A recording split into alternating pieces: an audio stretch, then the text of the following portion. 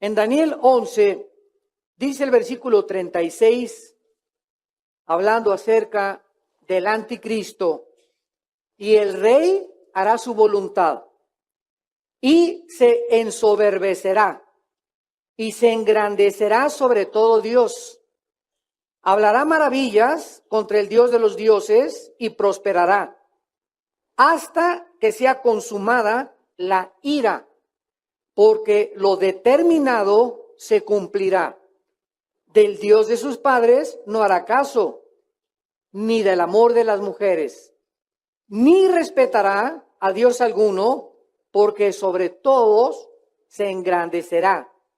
Mas honrará en su lugar al Dios de las fortalezas, Dios que sus padres no conocieron, lo honrará con oro y plata, con piedras preciosas y con cosas de gran precio. Con un Dios ajeno se hará de las fortalezas más inexpugnables y colmará de honores a los que le reconozcan y por precio repartirá la tierra. Pero al cabo del tiempo, el rey del sur contenderá con él y el rey del norte se levantará contra él, como una tempestad con carros y gente de a caballo y muchas naves, y entrará por las tierras e inundará y pasará.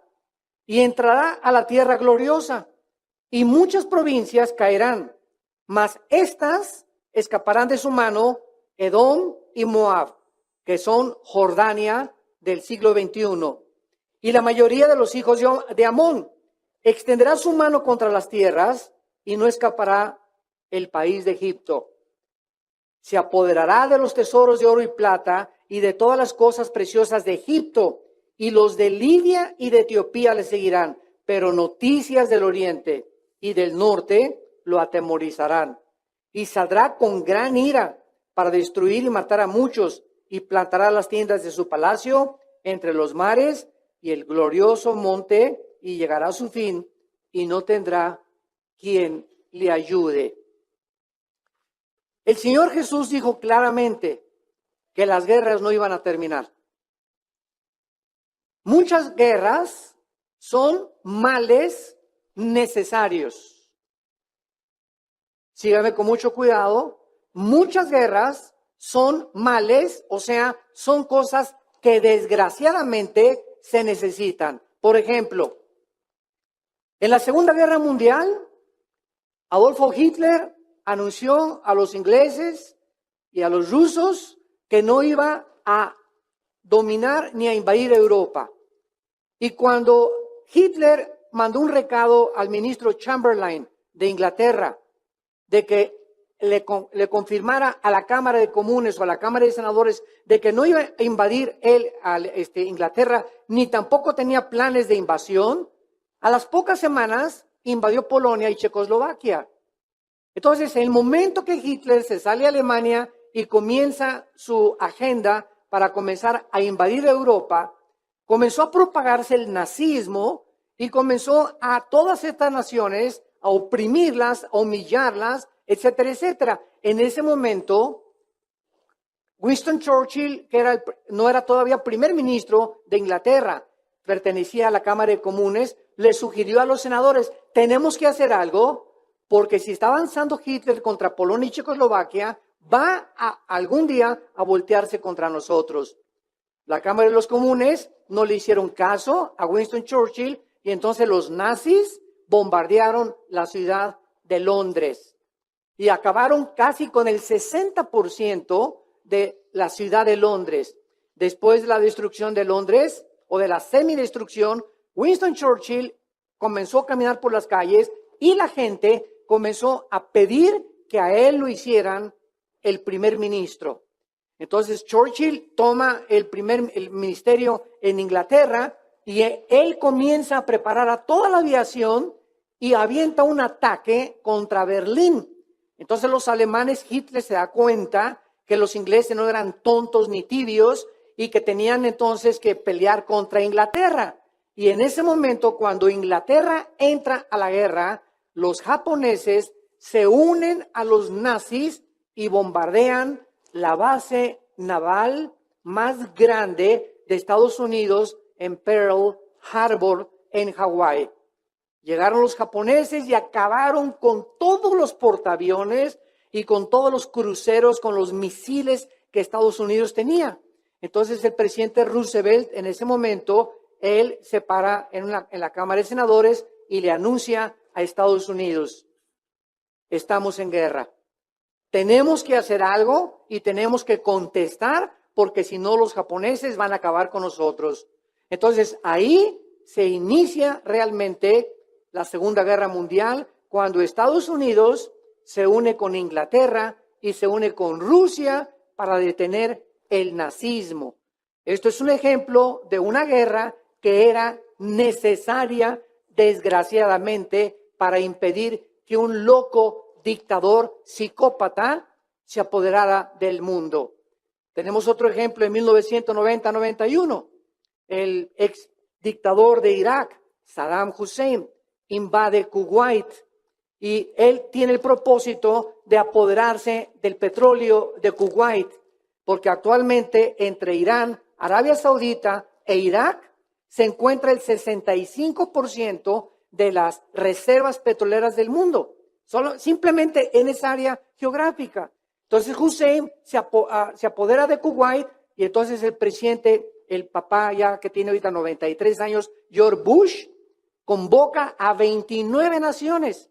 Se hace una alianza de 29 naciones y atacan a Saddam Hussein para sacarlo de Kuwait e impedir que se apodere del petróleo y no ponga al mundo de rodillas.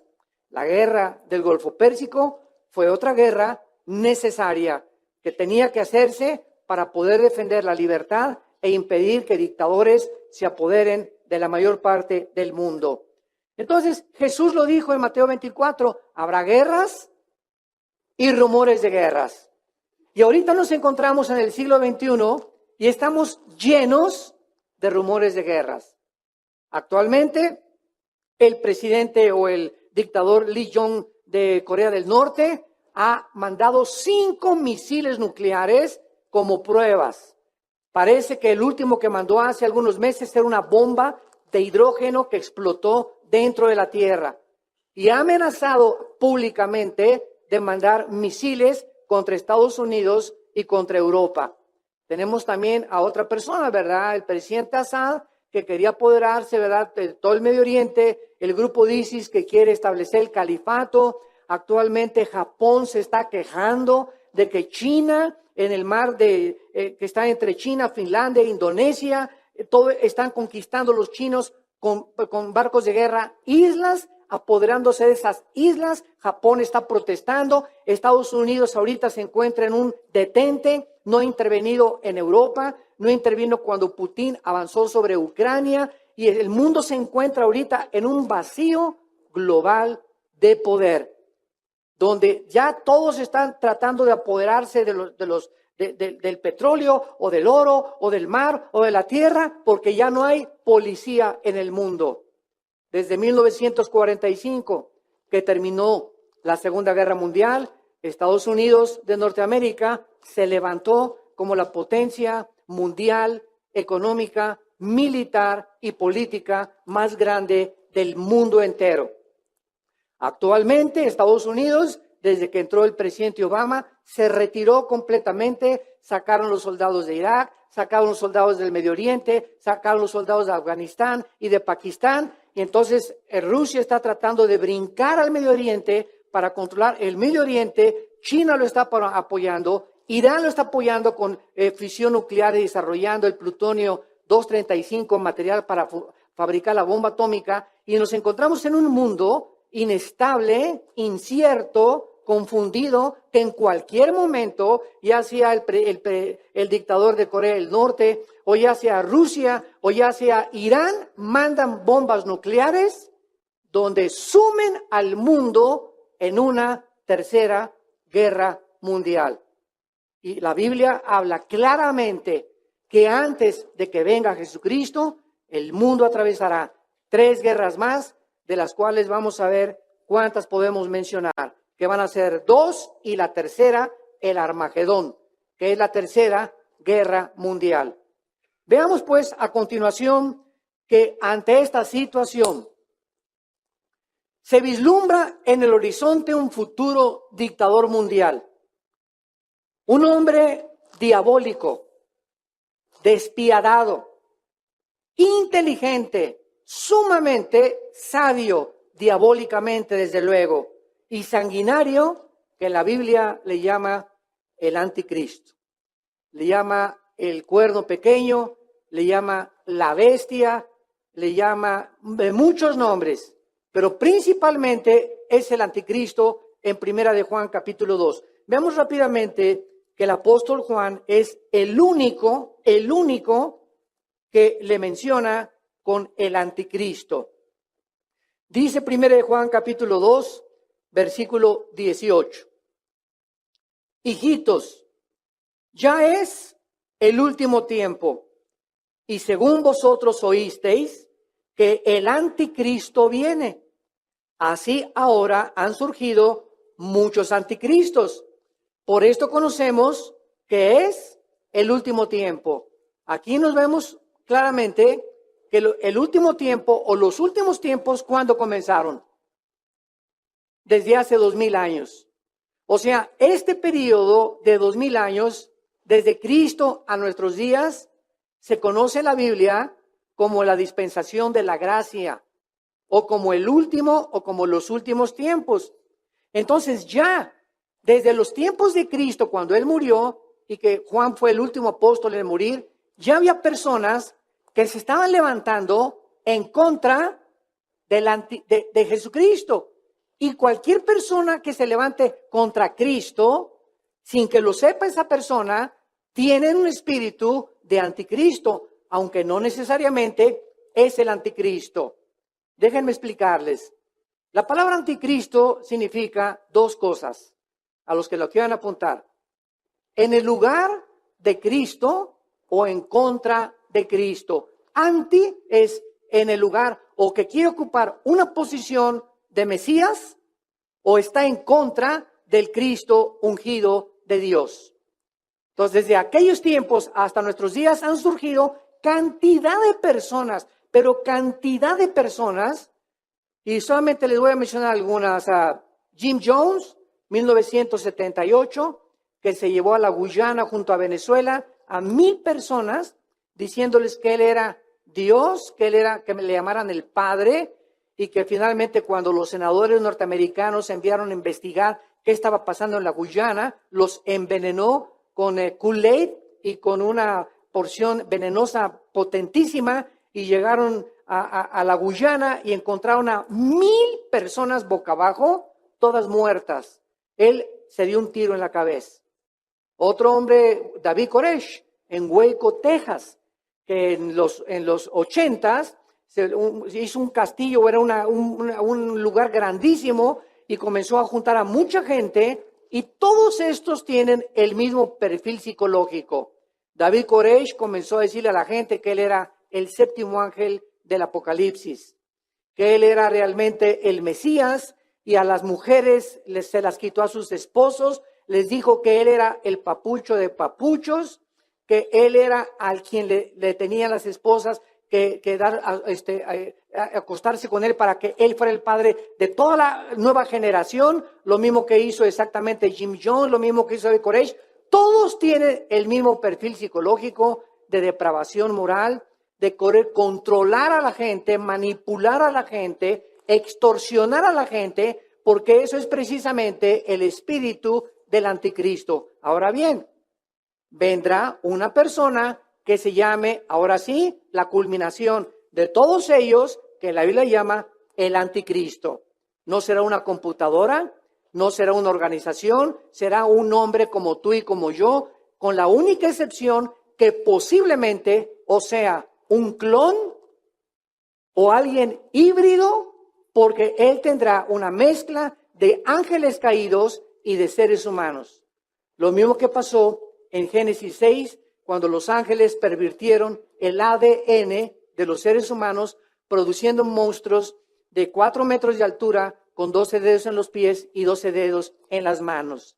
Entonces, la perversión genética y la manipulación genética que ya estamos viendo actualmente en laboratorios clandestinos, tal vez en Alemania, en muchas partes del mundo, ya están llevando experimentos para cruzar una especie con otra especie, lo que produce, ¿verdad?, algo híbrido. Y que la Biblia lo profetizó hace 4.500 años.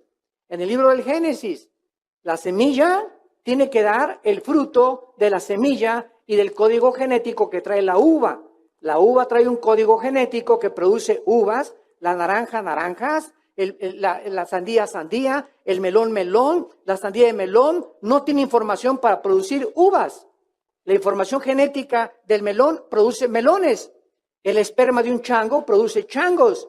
El esperma del humano produce humanos. El esperma de un hipopótamo produce hipopótamos, no produce jirafas. El esperma de una jirafa produce jirafas. Cada cosa según su especie. Así lo ordenó Dios. Y cuando tú cruzas a un caballo con una burra, ¿qué pasa? ¿Qué nace? ¿Un chivo? No, nace una mula, ¿verdad? Y sabes una cosa, al violar las leyes genéticas de la Biblia, de no cruzar las especies, la mula nace híbrida. Híbrida, las mulas son híbridas, como muchos la tienen afuera de su casa. Y cuando tenemos mulas, ¿verdad? Yo que estuve en un rancho, y yo soy de rancho y me crié en un rancho y tuve mucho acceso con caballos, con vacas, etcétera, etcétera. Conozco perfectamente bien. Yo me menciono a capar, a montar a caballo, a charrear, a enseñar a los caballos, etcétera, etcétera. Y me acuerdo que teníamos 2 o 3 mulas ahí. No se podían cruzar. ¿Por qué? Porque son híbridas. Porque han violado una ley genética que Dios estableció en la Biblia. Muy bien. Vemos nosotros aquí y vamos a analizar el perfil del anticristo que dice en el versículo, regresamos al libro de Daniel, capítulo 11, versículo 36, que este hombre va a hacer según su voluntad. Esto es muy interesante. El rey hará su voluntad. ¿Saben ustedes que todas las personas que se vayan al infierno es porque esas personas escogieron irse al infierno? Dios no manda a nadie al infierno. La persona que está en el infierno y le diga, ¿por qué me mandaste aquí? Dios le va a contestar, hágase tu voluntad. Eso fue lo que tú escogiste. Somos agentes morales libres. No somos animales. Los animales no pueden escoger entre el bien y entre el mal. Son guiados por instintos. Pero tú y yo traemos un código de conducta, el que nos muestra claramente que adulterar es malo, que fornicar es malo, que robar es malo, que matar es malo, etcétera, etcétera. Y esta libertad con la cual Dios nos creó es la que nos hace responsables y en la que algún día tú y yo tenemos que dar cuentas. Entonces, como me dijo una viejita hace mucho tiempo, ay, Dios es tan bueno, pastor, que no va a mandar a nadie al infierno. Le dije, amén, doña Chole, Dios no manda a nadie al infierno, ellos se van solitos. Tenemos que entender esto.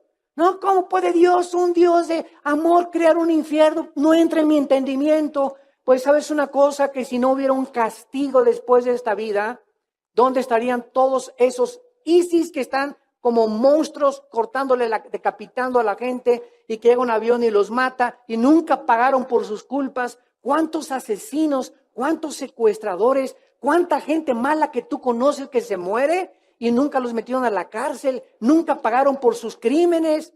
Entonces, si esto es así y no hay un castigo después de esta vida, tomemos venganza nosotros. Tomemos venganza nosotros. Y Dios nos manda lo contrario. Esta es la razón por la cual dice, no se vengan ustedes mismos, mía es la venganza, dice el Señor. Si no hay un Dios que va a juzgar después, no hay ninguna esperanza de que el mal sea castigado, ninguna esperanza de que pueda haber un castigo, ni tampoco una venganza. Pero como sabemos los cristianos que Dios va a vengarse y Dios va a darle la retribución correspondiente a aquellos que en esta vida no fueron castigados, no tenemos por qué preocuparnos el que mató a tu hijo o el que mató a fulano de tal, etcétera, etcétera, porque esas personas, si no son castigadas aquí con la ley o en una cárcel o con la pena de muerte, serán castigadas por toda la eternidad en el infierno. Esta es la razón por la cual tiene que existir un Dios que no castigara el mal, sería un monstruo. Él es un Dios justo, Él es un Dios santo que tiene que castigar el pecado. Hace algún tiempo estábamos en Jerusalén, muchos de ustedes nos acompañaron. Posiblemente el año que entra vamos a organizar un viaje a Jerusalén otra vez. Ya tenemos como 3 años que no vamos. El año que entra, si Dios quiere, a finales del año. Y vimos nosotros en Jerusalén, estábamos en el Museo del Holocausto, se llama. Estaba con mi esposa, éramos como 150 personas, fuimos de todas las iglesias de Villanueva.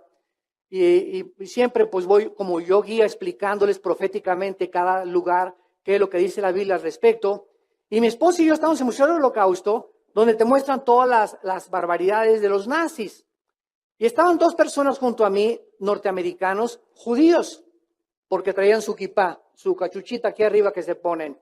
Y él ya era como de 80 años de edad el viejito, y estaba mirando todo lo que Hitler hizo, cómo les arrancaba la piel, los ojos, las uñas, los metían a los hornos a los judíos. Y le comentó al que venía junto con él, yo no puedo creer que un Dios santo y amoroso pueda haber permitido el holocausto. Por eso le dijo a su amigo, yo no creo en Dios. Y oí yo la conversación providencialmente. Entonces me acerqué a ellos y le dije, discúlpeme, acabo de escuchar lo que usted acaba de exclamarle a su amigo. ¿Me permite, le dije, me permite darle alguna respuesta a lo que usted acaba de decir? Y se volteó y me dice, ¿y usted quién es?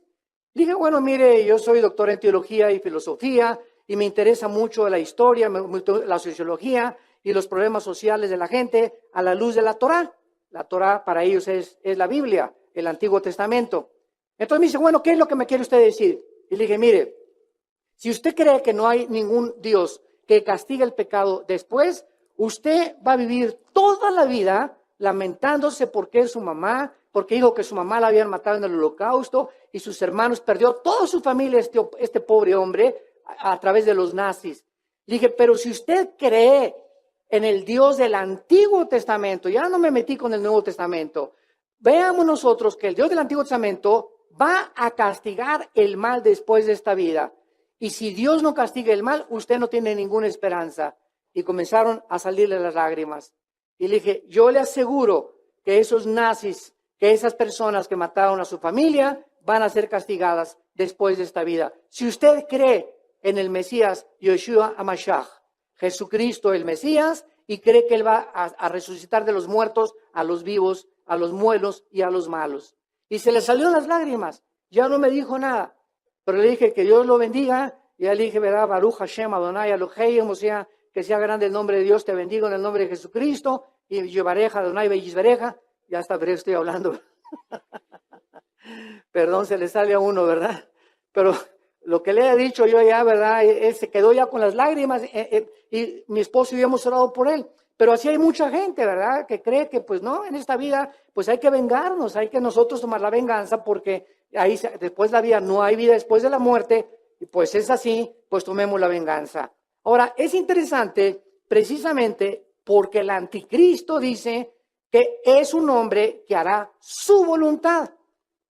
¿Quiénes son las personas que Juan mencionó con el espíritu del anticristo? Las personas que rechazan el evangelio de Cristo y le dicen a Dios, no me importa lo que tu hijo hizo en la cruz, no me importa lo que Jesucristo dijo, no me importa nada, Dios, déjame hacer mi voluntad. Yo quiero poner mis leyes, yo quiero hacer mis mandamientos, yo quiero establecer mis códigos de conducta, no permito que nadie se meta con mi vida. Es la Biblia, tonterías, el Dios, etcétera, etcétera. Cada quien puede tener su propio Dios. Desde el cielo, Dios te dice, haz tu voluntad. No hay ningún problema. Pero cuando venimos al cristianismo, nos encontramos que tenemos que hincarnos ante un Dios que ha puesto Él las reglas. Y Él es el que ha determinado lo que es bueno y lo que es malo. Y cuando nosotros encontramos ese Dios que en Jesucristo se manifestó, ¿qué es el cristianismo? Seres humanos que han reconocido que no somos dioses y que tenemos que postrarnos ante alguien superior que es el Dios vivo y verdadero que estableció las leyes y le decimos, haz tu voluntad en los cielos como en la tierra, no la mía ya. Ya no es mi voluntad, ya no es mi camino, ya no es mi vida, ya no son mis intereses. El hombre que camina no es señor de su camino, ni del hombre que camina es ordenar sus pasos. Por Jehová son ordenados los pasos del hombre y él determina tu destino y mi destino. Y cuando yo sé eso, vivo en paz. Ya no me tengo que preguntar, ¿y qué seré? ¿Arquitecto? ¿Trapecista? ¿Corredor de coches? ¿Chofer? ¿Cantante? ¿Pastor? ¿O misionero? ¿O médico? Ya no tengo por qué preocuparme por eso. Porque, Señor, yo no sé. Yo lo único que sé es que tú tienes un plan perfecto. Tú tienes un mejor destino que el que yo puedo escoger. Me rindo ante tu voluntad. Guíame según tu consejo. Por sendas de justicia, guíame. Pastoréame por sendas de justicia, y aunque donde vaya de muerte no tendré mal alguno, y descansas en Dios. ¿Y sabes qué pasa? ¿Sabes qué pasa? Cuando un ser humano se rinde de esta manera a Dios, que Dios milagrosamente comienza a abrirte caminos y puertas que tú no te imaginabas para guiarte al propósito por el cual Él te creó. Esto es lo maravilloso de poder descansar en Dios y en sus promesas. ¿Quién es un ejemplo de esto? La Virgen María. La Virgen María estaba comprometida con José. Se iban a casar. Y en aquel tiempo una mujer embarazada sin casarse, bueno, era lo peor que le podía pasar a una mujer. Venía el cuchicheo y todo, y ya le viste, y por aquí y por allá. Y entonces se le aparece un ángel a la Virgen María y le dice a la Virgen María, vas a ser mamá. Y le dice María, pero Pepe, tú y yo nada, ni a Cancún nos hemos ido. Ni la luna de miel tenemos, ¿cómo que voy a ser mamá? Espérame tantito, le dice el ángel Gabriel, el santo ser que van a ser dentro de ti no va a ser el producto del esperma Y de tu esposo José. El Espíritu Santo te va a cubrir, María, porque si José tiene relaciones contigo, el Hijo de Dios nacería en pecado, porque la semilla la transmite el hombre a través del esperma Y o del cromosoma Y, que es el que determina el género masculino. El X determina el femenino, el Y el masculino. Entonces el esperma Y, que es el que tenía José y que si hubiera cruzado con María, hubiera nacido con pecado. Entonces María descubre que algo milagroso va a pasar. Y en ese momento María podía pensar, Dios mío, me van a ver con mi pancita sin haberme casado. ¿Y qué les voy a decir a mi vecindario? Ahí en Tlalnepantla todos me van a comenzar a chiflar y a hacer burla. En Toluca peor. Y ella tenía que pagar el precio. ¿Y qué hizo María? Ante toda la cosa que se iba a presentar en su futuro, hágase conmigo según tu voluntad. Rindió, ¿qué cosa? Su voluntad a Dios. Y eso es el ejemplo que todos tenemos que seguir. Señor, hágase tu voluntad. Cuando Jesús en Getsemaní se enfrentó con que en 1 hora, 2 horas, el Padre se iba a separar de él en la cruz. Y entre las 12 y las 3 de la tarde, el Hijo de Dios iba a morir abandonado por su Padre, que fueron las 3 horas de oscuridad que hubo entre las 12 y las 3. Algo misterioso pasó entre el Hijo y el Padre, que Dios no permite que el ser humano penetrara en esa oscuridad. Algo misterioso pasó en ese momento entre el Padre y el Hijo, y en Getsemaní Cristo no tenía miedo a los clavos, no tenía miedo al chicote romano de 7, 8 colas que tenían puntas de hueso y puntas de plomo y que se enrollaban y arrancaban todos los tejidos subcutáneos de las víctimas y de los sentenciados. Jesucristo no tenía miedo a la tortura. Jesucristo comenzó a sudar gotas de sangre, hidromatosis se llama esto en la ciencia, que salía de sus poros la sangre de la presión tan grande en la que se encontró. Y por cierto, la palabra Getsemaní significa la presión del aceite o aceite prensado. Qué interesante. Y Jesús en ese momento le dijo, Señor, si es posible, si hay otro camino, dile, Señor, que mejor, mira, cada quien que siga sus religiones, Dios mío. Y que nos veamos todos, que se porten bien, que coman palomitas, ¿verdad? Y que hagan el bien y nos vemos todos en el cielo. O manda un ángel aquí en lugar mío. Si es posible, Señor, hay otro camino para salvar a los seres humanos. No hay otro camino más que mi muerte en la cruz. Y Dios le contestó, así es, hijo mío, no hay otro camino. Porque está establecido que sin derramamiento de sangre no hay remisión de pecados. Y en esa cruz, tú eres el único que puede morir porque eres Dios y eres hombre. Entonces no puedo mandar a un ángel porque no pecamos contra los ángeles. No puedo mandar que un papa muera en esa cruz, ni una virgen, ni un santo, porque también son pecadores como tú y como todos los demás, nos dice Dios a nosotros. Pero tú, hijo mío, eres Dios y eres hombre, y en la cruz solo Dios nos puede perdonar. El Mesías tenía que ser Dios y tenía que ser hombre para identificarse con nosotros. Y 3 veces Cristo oró y finalmente, ¿qué fue lo que hizo Jesús? Mas no se haga mi voluntad, sino tu voluntad. Padre, no te lleves a Chencho, lo quiero a mi novio, padre. Ya me dijeron que anda con otra. Pero no sea mi voluntad, llévatelo, Señor. Si me va a lastimar, no es mi voluntad. No me quiero aferrar a nadie. No me quites esto, Señor. No me quites aquello, Señor. No me lleves a ese lugar.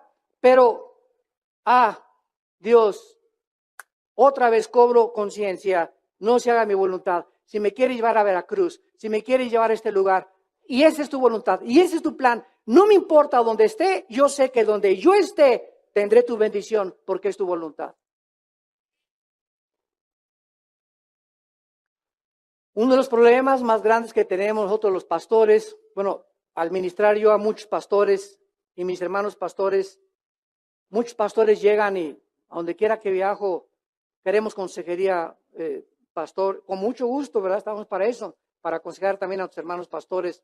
Y la mayor parte de los pastores me dicen, es que siento el llamado de irme a trabajar a Yucatán, por ejemplo, pero mi esposa no quiere.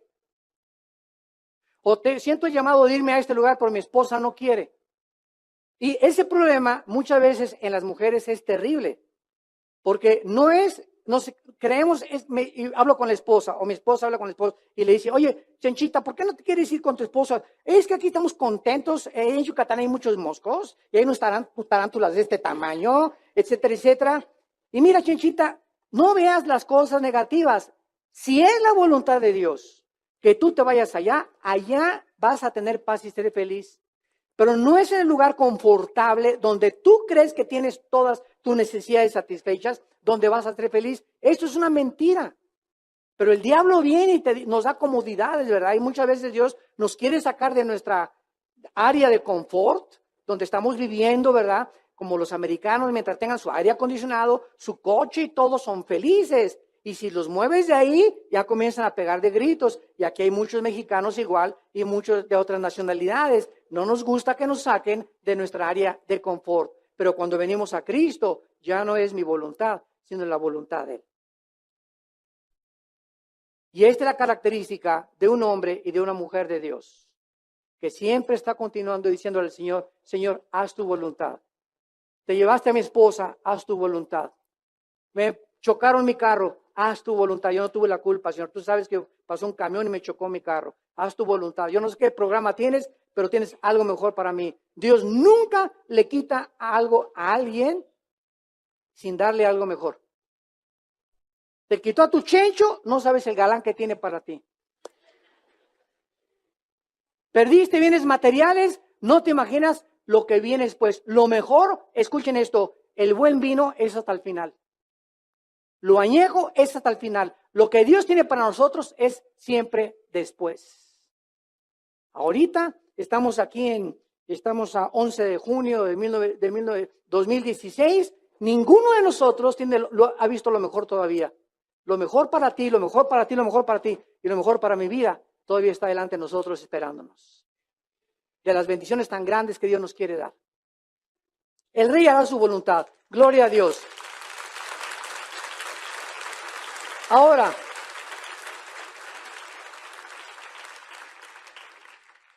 Es interesante precisamente que el anticristo se va a centrar en su voluntad, o sea, como ya vimos, se va a hacer sus propios dioses y es el espíritu que ya está prevaleciendo en el mundo. En 2 de Timoteo capítulo 3, es interesante esta profecía. 2 de Timoteo capítulo 3, versículo 1 en adelante. El apóstol Pablo le escribe a su discípulo Timoteo y le dice lo siguiente: también debes saber esto. Era importante que Timoteo lo sepa y nosotros también. ¿Qué cosa, Pablo? ¿Qué quieres que sepamos? Que en los postreros días, o sea, en los últimos tiempos, vendrán tiempos peligrosos. Peligrosos. Y es interesante que esta palabra peligrosos, que es la palabra griega chalepos, así como suena, chalepos, solamente se usa otra vez en todo el Nuevo Testamento. O sea, se usa en el endemoniado gadareno y se usa aquí para decir tiempos peligrosos. Entonces, ¿qué es lo que el Espíritu Santo nos está diciendo? Que vendrán tiempos donde la mayoría de las personas serán controladas por demonios, sin que las personas lo sepan. Lo vamos a ver ahorita, sin que las personas lo sepan. Y muchas veces creemos nosotros que una persona que tiene demonios es así, grita y espuma por la boca y se tira al suelo, etcétera, etcétera. Ese es un tipo de posesión demoníaca. Pero hay otras posesiones demoníacas que muchas personas no saben que están controladas por demonios. Por ejemplo, una persona impresionantemente religiosa, espíritus de religiosidad. ¿Quiénes tenían estos demonios? Los fariseos en tiempos de Cristo. Los fariseos iban con la gente y yo no fumo, yo no tomo, y siempre estaban, ya viste ese que se tatuó, y ya viste cómo se pintó esa hermana, y ya viste qué pantalones trae esa hermana, y ya viste esa persona, y ya supiste que se emborrachó hace 3 semanas esa persona. Y los fariseos siempre están así, y ellos son inmaculados. Yo soy religioso, yo me persino, cumplo con mis cosas, etcétera, etcétera, y están gobernados por un espíritu de religión. Y el mejor disfraz de Satanás son las religiones. Qué duro está esta aseveración que acabo de hacer. Si Satanás se quiere disfrazar como el mejor disfraz que tenga, según de Corintios 11, es como ángel de luz. Y si se esconde detrás de la religión, qué difícil es detectarlo. Solamente recordemos algo. Detrás de la religión se escondieron los demonios en el tiempo famoso de la Inquisición. Miles de cristianos en el nombre de Dios fueron torturados, abiertos de las piernas, con los ojos sacados, quemados vivos, porque no aceptaban una religión. 500 años en el nombre de una religión se comenzó a torturar y a matar seres humanos. En el nombre de una religión se fue a Jerusalén a matar a los moros, a los musulmanes, con el tiempo de las famosas cruzadas para libertar a Jerusalén. Se han hecho cientos de cosas en el nombre de la religión. En el 2001, el 11 de septiembre, 19 radicales musulmanes se metieron a 4 aviones en el nombre de Alá, en el nombre de su religión, y se fueron contra las torres y las destruyeron, matando a 3,000 personas, en el nombre no del comunismo ni del ateísmo, de la religión. Este argumento es uno de los que, cuando he tenido debates con ateos muy preparados, me han esgrimido como algo para defender. Y me han dicho muchos ateos en los debates que hemos tenido: no, señor, a ver, es que en el nombre de la religión ha habido más muertes que en el nombre del ateísmo. Eso es lo que me han argumentado, y es un argumento muy fuerte. ¿Y qué le contestas? La respuesta es muy fácil. Usted lo acaba de decir, en el nombre de la religión, pero el cristianismo no es una religión. El cristianismo es una relación. Y el cristianismo, hay personas que dicen que son cristianas y mentira, usan el nombre cristianos para hacer barbaridades.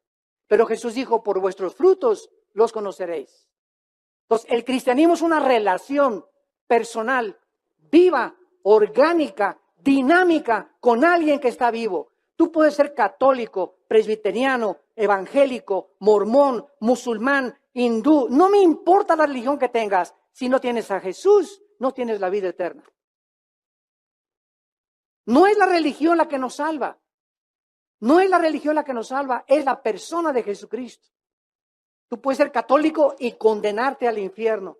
Puedes ser evangélico y condenarte al infierno. ¿Por qué? Porque no se trata de tener una religión, ni ir a una organización o a un edificio donde diga católicos, presbiterianos, bautistas, católicos, mormones, ciencia cristiana, el séptimo día, etcétera, etcétera. Dios no ve la etiqueta de la botella, Dios ve lo que está dentro de la botella. Entendamos eso. No seamos engañados ya. En el nombre de la religión se han hecho barbaridades. Y cuando Jesucristo bajó hace 2000 años, Él no nos trajo una religión. De las miles que hay, nos trajo la vida. Nos vino a revelar a su Padre. Nos vino a mostrar que Él es la resurrección y la vida. Que Él es el pan, que Él es la resurrección, que Él es el santo de los santos. Y que separados de Él no podemos hacer nada. Que Él es el camino, que Él es la verdad, que Él es la justicia. Eso es lo que vino a traer Cristo. No nos vino a traer una religión más. Y la gente no entiende por qué, porque se ha propagado. Como cuando yo llego a una universidad a dar una conferencia, pero mire, doctor Aldo, no queremos aquí que nos hable de religión. Yo no vengo a hablar de una religión. ¿Cómo usted trae la Biblia? Oiga, la Biblia no es un libro religioso. La Biblia contiene arqueología, sociología, literatura, poesía, genética, química, física, antropología, cualquier disciplina académica que usted tenga, aquí la tiene. Y si quiere hablar de ciencia, aquí está. Les vengo a hablar de genética, aquí está. Les vengo a hablar de química y física, aquí están las leyes físicas y químicas antes de que se descubrieran. ¿Pero por qué se consigue un libro religioso? Porque le tienen miedo a la religión. Por la ignorancia que en ellos hay. Pero nosotros somos hijos de Dios y sabemos en quién hemos creído. Ellos son del mundo y hablan del mundo, por eso sabemos que tienen el espíritu de error. El que Dios oye, dice nos oye, y el que oye a Dios tiene el espíritu de verdad en su vida. Esa es la grande diferencia. Entonces el mundo discute, el mundo argumenta porque no sabe, porque no entienden. No es hasta que las vendas se nos caen y recibimos al Espíritu Santo que se nos abre y vemos y entendemos por qué el mundo se encuentra como se encuentra. Porque está en la ignorancia, en las tinieblas que rodean tu mente y no te permiten ver la luz. Porque es tu voluntad lo que has querido hacer durante toda tu vida. ¿No quisieras tú en esta mañana abrir tu corazón y hacer la voluntad de Dios? ¿No quisieras en esta mañana rendirte como la Virgen María? Rendirte como todos esos santos, como los verdaderos cristianos, que llegamos un momento en nuestra vida. Yo hace 38, 39 años hice mi voluntad durante mucho tiempo, en drogas y en alcohol, borracho, parrandero y jugador. De ahí venimos la mayoría. Yo creí que eso era mi vida y que eso era la razón por la cual y buscaba por acá, de una botella a la otra, de un cine al otro, de una mujer a la otra, de una filosofía de la dianética al hinduismo, a la dialéctica materialista, al comunismo, probé que el nazismo, que el fascismo, etcétera, etcétera, buscando siempre por todos lados hacer mi voluntad hasta que me encontré a Jesús. Mi hermano Alejandro me presentó a Jesús. Él fue el que lo trajo a mi vida. Y cuando me habló de Jesús, yo le puse una pistola en la cabeza y lo quería matar, porque anduve armado durante casi toda mi vida. Y a los que venían a hablarme de Cristo, los decían una bola de locos. Una vez hubo una reunión de oración y en mi corazón, quería comprar un bote de gasolina y quemarlos a todos. Así de malo yo era. Así como me ves, con cara de San Clodomiro ahorita. Así estaba mi corazón de infectado. Traía un odio tremendo contra todo, contra la autoridad. Quería vengarme de todo, estaba enojado con todo, con mis padres, con la religión. vi que era una hipocresía la religión, que los sistemas gubernamentales, sociales eran una hipocresía. No sabía qué hacer con mi vida. Hasta que se aparece Jesús. Y me dice, yo soy la razón por la cual tú estás buscando lo que estás buscando. Y si tú vienes a mí, ríos de agua viva saltarán dentro de tu ser, porque yo soy el camino, la verdad y la vida.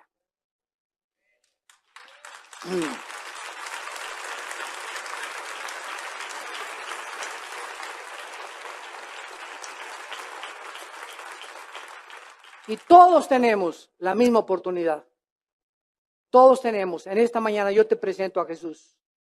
No te presento a ninguna religión.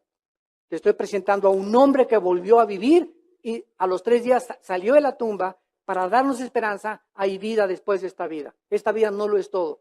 Vamos a seguir viviendo en la otra vida. Pero Él te pide que hagas su voluntad.